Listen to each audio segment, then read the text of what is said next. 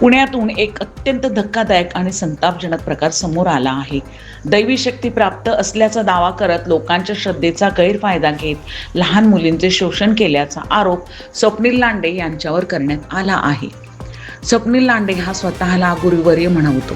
एका अल्पवयीन मुलीला मांडीवर घेऊन तिच्या केसात मंत्र फुकला आणि तुला कशी अडचण आली तर माझ्याकडे ये असं त्या मुलीला सांगितले. सध्या पीडित मुलीचे काउन्सिलिंग करण्यात आले आहे.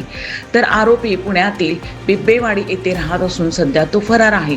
अंधश्रद्धा, भीती आणि चमत्काराच्या नावाखाली कुटुंबाचा विश्वास जिंकून त्याचा विश्वासाचा गैरवापर करत अल्पवयीन मुलीवर अत्याचार केल्याचा आरोप तपासात समोर येत आहे.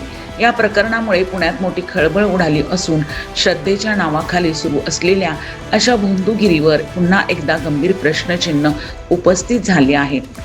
पोलिसांना या प्रकरणाचा तपास सुरू केला असून आरोपीकडून आणखीन काही जणांची फसवणूक किंवा शोषण झाले आहे याचाही शोध घेतला जात आहे.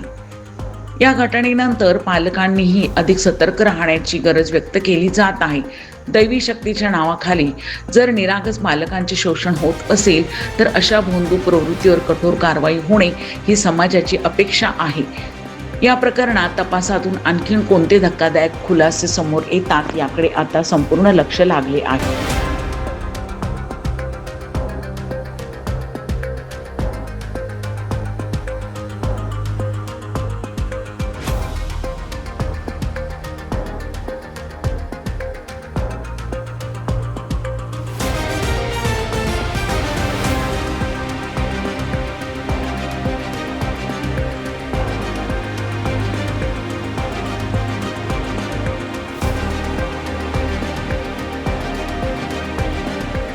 पारस मुथा यांचा रिपोर्ट. तुमच्या स्वप्नातील घरासाठी एक विश्वासू नाव golden I real estate. Sangli असो किंवा पुणे, कोल्हापूर, मुंबई व इतर महाराष्ट्रात कुठेही प्रॉपर्टी डीलिंगसाठी, खरेदी विक्रीसाठी तुमच्या विश्वासू पार्टनर. प्रॉपर्टी डीलिंग, रिडेव्हलपमेंट आणि रिअल इस्टेट कन्सल्टन्सी, सर्व सेवा एकाच ठिकाणी. योग्य मार्गदर्शन, पारदर्शक व्यवहार. आजच संपर्क करा. Golden I real estate. Proprietor Shri Piyush Bhate, Sangli.